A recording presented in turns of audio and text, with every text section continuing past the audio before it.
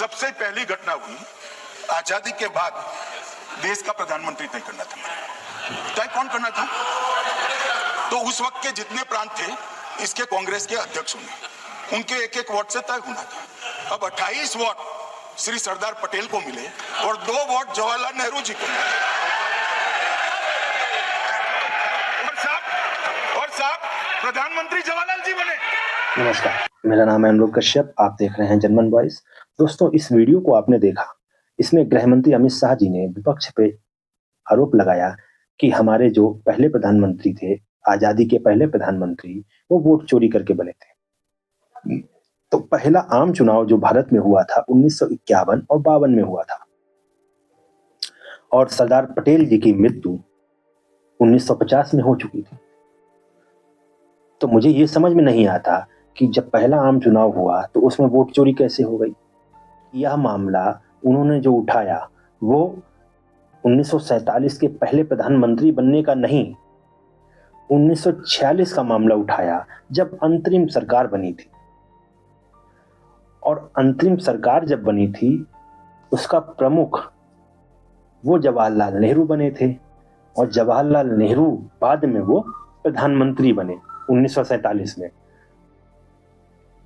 तो इसमें बात ये आ जाती है कि 1946 में प्रधानमंत्री नहीं चुना गया था। गृह मंत्री जी ने ये बात गलत कही। मंत्री के चुनाव के लिए सरदार वल्लभ भाई पटेल को 28 में से 26 वोट मिले, नेहरू जी को 2 वोट मिले, और फिर भी नेहरू जी प्रधानमंत्री बन गए। तो प्रधानमंत्री बनने के लिए नहीं हुआ था। कांग्रेस का अध्यक्ष कौन बनेगा, इसके लिए चुनाव हुआ था, और वो 1946 में हुआ था। तो क्या यह वोट चोरी थी या कोई राजनीतिक साजिश? आइए इस वीडियो में हम जानेंगे पूरी सच्चाई क्या है। सबसे पहले यह समझना जरूरी है, 1946 में प्रधानमंत्री का संवैधानिक पद मौजूद नहीं था। उस समय केवल अंतरिम सरकार का प्रमुख होता था।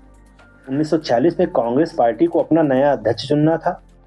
यही अध्यक्ष आगे चल के अंतरिम सरकार का नेतृत्व करता।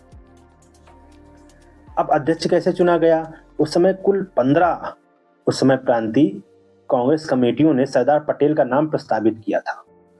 उस समय चुनाव नहीं हुआ था, कांग्रेस कमेटियां बनी थी। 15 कुल राज्य थे, उसमें से 12 प्रांतीय कमेटियों ने, कांग्रेस कमेटियों ने, उसमें से 12 प्रांतीय कांग्रेस कमेटियों ने सरदार वल्लभ भाई पटेल को चुना, और जवाहरलाल नेहरू के नाम कोई औपचारिक प्रस्ताव नहीं आया। और जो 3 बचे थे प्रांतीय कांग्रेस कमेटियां, उन्होंने कृपलानी जी को चुना था। अब जब जवाहरलाल नेहरू का नाम ही नहीं था, तो अब एक नया मोड़ आया कहानी में। महात्मा गांधी जी चाहते थे कि जवाहरलाल नेहरू भारत का नेतृत्व करें। उनका मानना था कि नेहरू युवा हैं, राजनीतिक सोच रखते हैं, और अंतर्राष्ट्रीय मंच पर भारत का बेहतर प्रतिनिधित्व कर सकते हैं। तो ये सवाल देखिए कितना बड़ा है, और कितना झूठ फैलाया जाता है इस पे कि देखिए नेहरू जी ने ऐसा किया, नेहरू जी ने वैसा किया। ठीक है, जो किया उन्होंने, लेकिन वोट चोरी नहीं हुई। वोट चोरी नहीं हुई, ये गांधी जी का फैसला था। नतीजा क्या हुआ? सरदार पटेल जी भी, अगर जैसे बात होती कि नहीं नहीं ये ऐसा गांधी जी ने कह दिया, सरदार पटेल जी ने गांधी जी की बात मानी। अब क्यों मानी, कैसे मानी, वो सरदार पटेल जी जानते होंगे ना। उन पे कोई दबाव नहीं बनाया गया, इसमें कोई विवाद नहीं हुआ, कोई संघर्ष नहीं हुआ। यह सिर्फ देश हित में एक बड़ा फैसला या त्याग किया गया सरदार वल्लभ भाई पटेल जी की तरफ से। कांग्रेस जब अध्यक्ष बन गए 1942 में, जवाहरलाल नेहरू अंतिम सरकार के प्रमुख चुने गए, और 15 अगस्त 1947 के पहले प्रधानमंत्री चुने गए। इसमें कोई वोट चोरी या घपलेबाजी नहीं हुई थी। तो ये अमित शाह जी का बयान बिल्कुल सरासर गलत है, और निष्कर्ष यही निकलता है कि सरदार पटेल जी को बहुमत मिला था, लेकिन उन्होंने सत्ता से ज्यादा देश और गांधी जी के फैसले को महत्व दिया,